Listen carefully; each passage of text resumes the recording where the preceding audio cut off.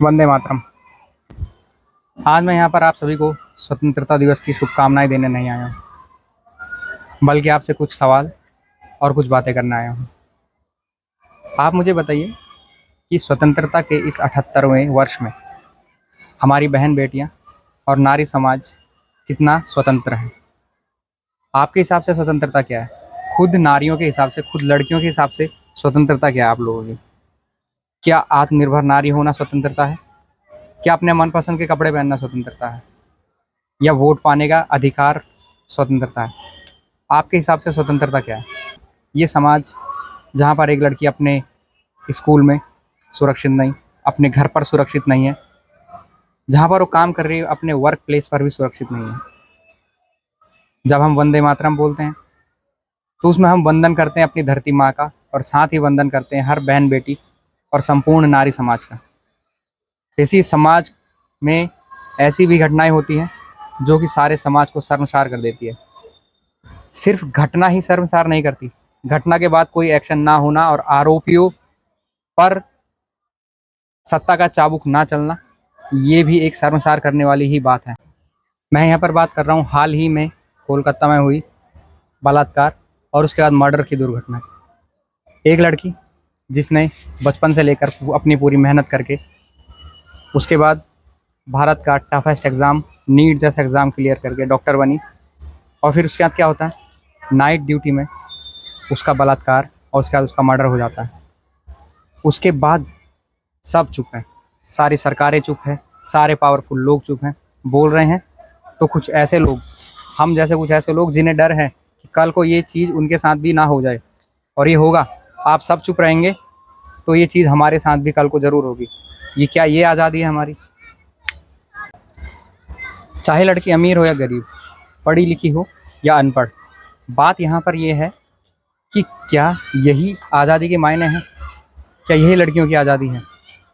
स्वतंत्रता के सही मायने क्या है, आप मुझे बताइए। आज देश में इतनी बड़ी दुर्घटना होती है लेकिन सारा समाज गूंगा बना हुआ है, किसी को कोई मतलब नहीं। सब पतंगे उड़ा रहे हैं, सोशल मीडिया पे फालतू की बातों में लगे हुए हैं। और तो और 24 घंटे सोशल मीडिया पे एक्टिव रहने वाले लोग भी चुप हैं, सब चुप हैं।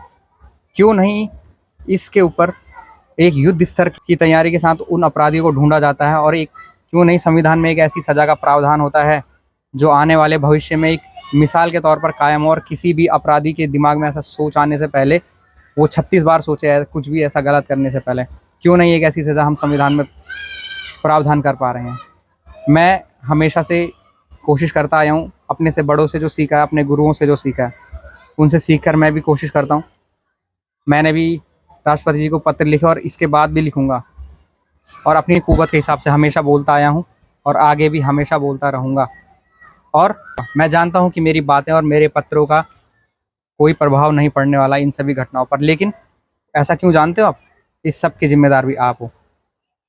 इस मिडिल क्लास समाज से जब सिर्फ एक इंसान बोलेगा तो किसी को कोई फ़र्क नहीं पड़ने वाला। बहुत कम लोग ऐसे हैं जो मिडिल क्लास से ऐसी बातें बोलते हैं या ऐसी बातों पर चर्चा करते हैं, बाकी सब अपने नौकरी पेशे और रोज़गार में लगे हुए हैं। उसमें भी कोई गलत बात नहीं है, मेरा भी नौकरी है, मेरी भी नौकरी है, मैं भी नौकरी करता हूँ, मुझे भी रहती है दिन भर उसकी चिंता।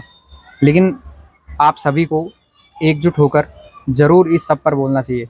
क्यों आपके पास 10, 15, 20 मिनट नहीं है पूरे दिन में? बताइए, क्या आप इतना समय नहीं निकाल पा रहे हैं कि एक वीडियो बना दें, एक पोस्ट लिख दें, सरकार से सवाल कर दें, पत्र लिख दें? कई तरीके हैं, आज तो सोशल मीडिया का ज़माना है, आप कहीं से भी घेराव कर सकते हैं सरकार का, कहीं से भी आप सवाल पूछ सकते हैं। तो क्यों नहीं हो रहा आपसे ये काम?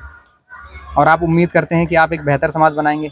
आज़ादी मनाते हैं आप आज के दिन, मुझे आज़ादी के सही मायने बताइए आप। मैं किसी भी चीज़ का विरोध नहीं कर रहा हूँ यहाँ पर, मैं भी एक देशभक्त इंसान हूँ, मेरे लिए भी आज़ादी के बहुत मायने हैं। भारत माँ मेरे लिए सबसे पहले है, मेरा परिवार, मैं, सब कुछ बाद में आता है, सबसे पहले भारत माँ आती है। लेकिन अगर हम जैसे लोग ये बात कर रहे हैं स्वतंत्रता दिवस के दिन, तो ज़रूर कुछ ना कुछ तो इम्पोर्टेंट होगा ना उसमें। क्यों नहीं आप लोग ये सब सोच पा रहे हैं? क्यों आप चुप रहते हैं यार, क्यों? मैं तो अपनी कुव्वत के हिसाब से बोलता हूँ, लेकिन देखो, एक मैं, मेरी कोई औकात नहीं है इस समाज में, इतनी बड़ी जनसंख्या में कोई कुव्वत, कोई औकात नहीं है। क्यों? क्योंकि मैं अकेला हूँ। जब हम सब लोग मिलकर बोलेंगे इस पर, सब लोग घेराव करेंगे, सब लोग मांग करेंगे, तो क्यों नहीं हमारी मांगे मांगे मानी जाएंगी? आप बताइए। लेकिन आप चुप रहिएगा। क्यों? क्योंकि अभी आपके घर में नहीं हुआ है। आपको लगता है कि यार कोलकाता तो बहुत दूर है। नहीं, आपका शहर में नहीं होते ऐसे काम। क्यों आप लोग चुप रहते हो यार? क्यों आप लोगों को कोई मतलब नहीं है? आप 24 घंटे सोशल मीडिया पे एक्टिव रहते हो, क्यों? क्यों आपसे एक पोस्ट नहीं लिखी जाती सरकार के खिलाफ? क्यों आप ऐसे कानूनों के प्रावधान के लिए कुछ नहीं बोलते? क्या आपस में बात करने से ये सब सॉल्व हो जाएगा? आप मुझे बताइए। क्यों सोशल मीडिया पे एक्टिव रहने वाले लोगों के मुंह से एक शब्द नहीं निकल रहा? और तो और, खुद नारी समाज जो खुद को पढ़ा लिखा और आत्मनिर्भर बोलता है, वो सभी चुप हैं। क्यों?